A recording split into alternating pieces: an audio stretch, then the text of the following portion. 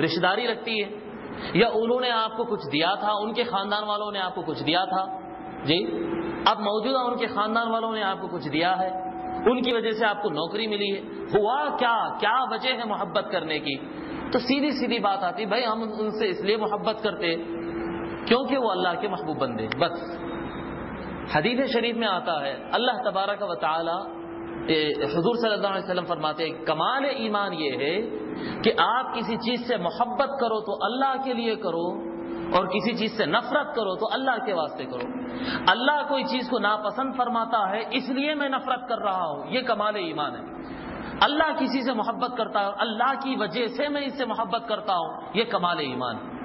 دیکھیے ہزاروں لاکھوں کروڑوں کتاب ہے دنیا کے اندر، مگر ہماری آپ کی محبت قرآن سے جڑی ہوئی ہے، قرآن سے جڑی ہوئی ہے۔ 100 کتابیں لوگ کیا کہتے ہیں، سال بدلتا ہے، اکیڈمک ایئر چینج ہوتا ہے، تعلیمی سال بدلتا ہے، پرانے سال کی کتابیں لوگ ردی میں ڈال دیتے ہیں، لوگ اس کو جلا دیتے ہیں، آپ پوچھ کے بھی نہیں دیکھتے۔ وہی قرآن کو کوئی ہاتھ سے اٹھا کر نیچے رکھ دیا تو آپ لڑنے کے لیے چلے جاتے ہیں، تو نیچے کیسا رکھ دیا، بے ادبی ہو گئی۔ کیا وجہ ہے ان پیپروں سے محبت کرنے کی؟ تو بتائیں نہیں، یہ کلام اللہ، اس کا کنیکشن اللہ سے ہو گیا۔ جب اس کا کنیکشن اللہ سے ہو گیا تو پھر محبت آ گئی، اور قرآن سے محبت کی کوئی اور وجہ نہیں ہے، بس وجہ یہ ہے کہ اس کا کنیکشن اللہ سے ہوگا، اللہ کے ساتھ ان کا نام جڑ گیا، اللہ کا کلام، اللہ کا رسول، اللہ کا ولی۔ اور اچھا اگر اور کوئی وجوہات ہے جو حضرات اعتراض کرتے ہیں، وہ کوئی اور وجہ بتا دے کہ اس کی کیا اور ایک وجہ ہو سکتی ہے، اولیاء سے محبت کی مسلمانوں کے دلوں میں اور کوئی وجہ۔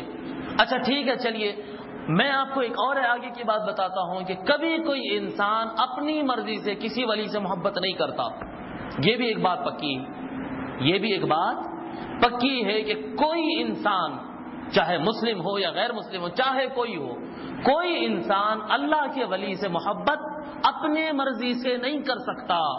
یہ میں آپ کو بخاری شریف اور مسلم شریف کی روایت سناؤں گا۔ ابھی اتفاق سے بیان تو کرنا تھا حضرت کی زندگی پر، لیکن سنت پڑھ کے بیٹھا، ایک دم خیال آیا رہی ہے حدیث شریف ہے تو میں بولا یہ کھول لینا مناسب ہے۔ متفق علیہ بخاری اور مسلم کی اور دیگر کتابوں میں بھی یہ احادیث موجود ہے، موطا امام مالک میں ہے اور کئی کتابوں میں یہ حدیث شریف موجود ہے۔ حضرت ابو ہریرہ رضی اللہ تعالیٰ عنہ روایت فرماتے ہیں کہ حضور صلی اللہ علیہ وسلم نے ارشاد فرمایا، اذا احب اللہ العبد نادا جبریل ان اللہ یحب فلانا۔ حضرت ابو ہریرہ رضی اللہ تعالیٰ روایت فرماتے ہیں کہ حضور صلی اللہ علیہ وسلم نے ارشاد فرمایا، جب کوئی بندے کو اللہ تبارک و تعالیٰ چاہنے لگتا ہے، جب کسی بندے سے اللہ محبت کرتا ہے تو کیا کرتا؟ نادا جبریل، تو اللہ تبارک و تعالیٰ جبریل کو آواز دے کر کہتا ہے، جبرائیل علیہ السلام کو اللہ تبارک و تعالیٰ کہتا ہے کیا؟ ان اللہ یحب فلان، جبریل اللہ فلاں بندے سے محبت کرتا ہے، اللہ کہتا ہے جبرائیل علیہ السلام سے، اے جبرائیل اللہ فلاں بندے سے، کوئی ایک بندے کا، اپنے ولی کا، اپنے محبوب کا نام لے کر کہتا ہے کہ اللہ اس سے محبت کرتا ہے، فاحببہ، اے جبریل تجھ پر بھی لازم ہے تو بھی اس سے محبت کر، تو بھی اس سے محبت کر۔ یہ حضور صلی اللہ علیہ وسلم فرما رہے ہیں۔ ابھی یہ انبیاء کا تذکرہ نہیں چل رہا، یہ صالحین کا تذکرہ چل رہا۔ جبرائیل علیہ السلام سے فرما رہا ہے کہ تو بھی اس سے محبت کر، فیحبہ جبریل، تو ان کی وہ اللہ کے ولی کی محبت جبرائیل علیہ السلام کے دل میں آ جاتی، وہ ان سے محبت کرنے لگتے۔ فینادی جبریل فی اہل السماء، پھر حضرت جبرائیل علیہ السلام آواز لگاتے سارے آسمانوں کے اوپر، یہ جو آسمان نظر آ رہا ہے اس کے اوپر جتنے آسمان ہیں، 7 آسمان ہوتے ہیں، پورے 7 طبقات کے اندر جبرائیل علیہ السلام آواز لگاتے ہیں، ان اللہ یحب فلانا فاحبوہ، اے آسمان کے بسنے والو، اے ملأ اعلی، اے ارواح طیبہ، اے فرشتوں سن لو، آسمانوں کے اوپر رہنے والے سارے لوگ سن لو، اللہ فلاں بندے سے محبت کرتا ہے، تم سب ان سے محبت کیا کرو، تم سب ان سے محبت کیا کرو۔ فاحبوا فیحبہ اہل السماء، حضور فرماتے پھر سارے آسمانوں میں رہنے والے، بسنے والے، اللہ کے ساری مخلوقات آسمانوں کے اوپر بسنے والے، وہ سارے لوگ ان سے محبت کرنے لگتے۔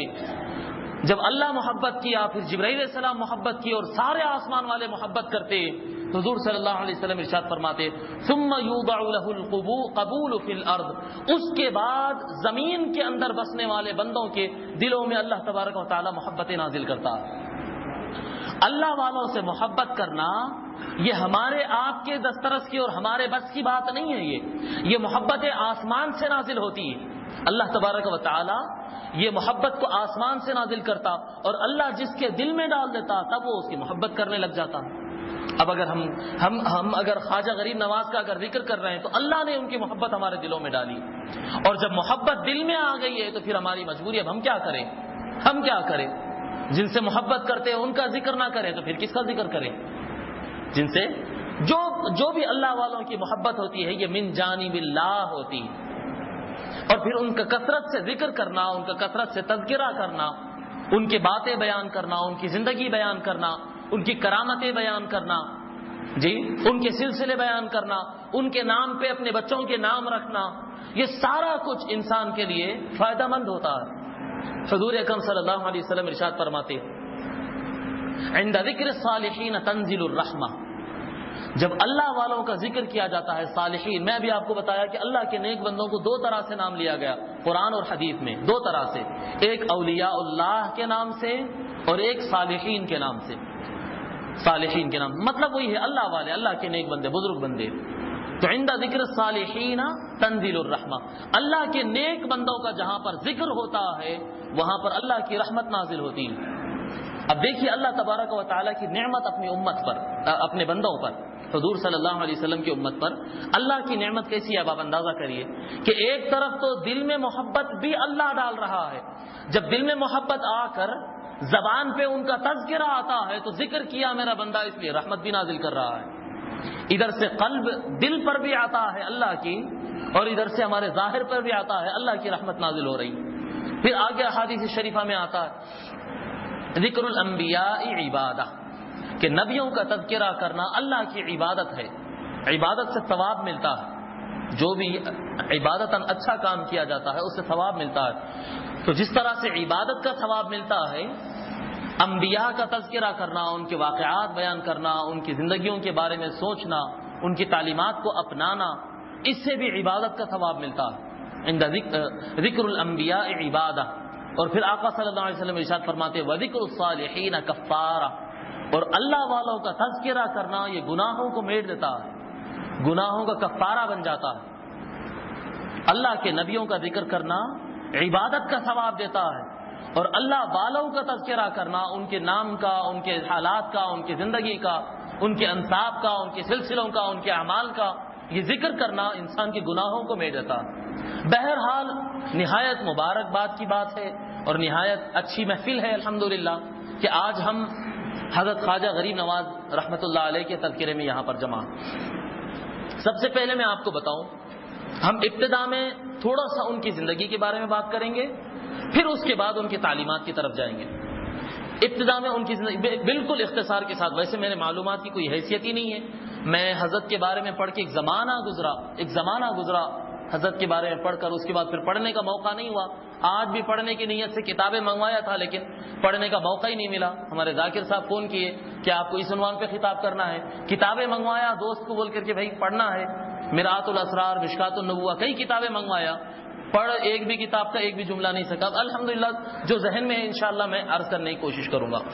سب سے پہلے آپ کی زندگی کے بارے میں یہ بات جان لیجئے کہ آپ کی ولادت 533 کو ہوئی, 533 ہجری, یعنی اندازہ کریے اب سے تقریباً قریب 900 سال, قریب آج سے 900 سال پورے نہیں ہوتے, کچھ کم 900 سال پہلے آپ کی ولادت ہوئی. اور آپ کی ولادت کا مقام تھا سنجر.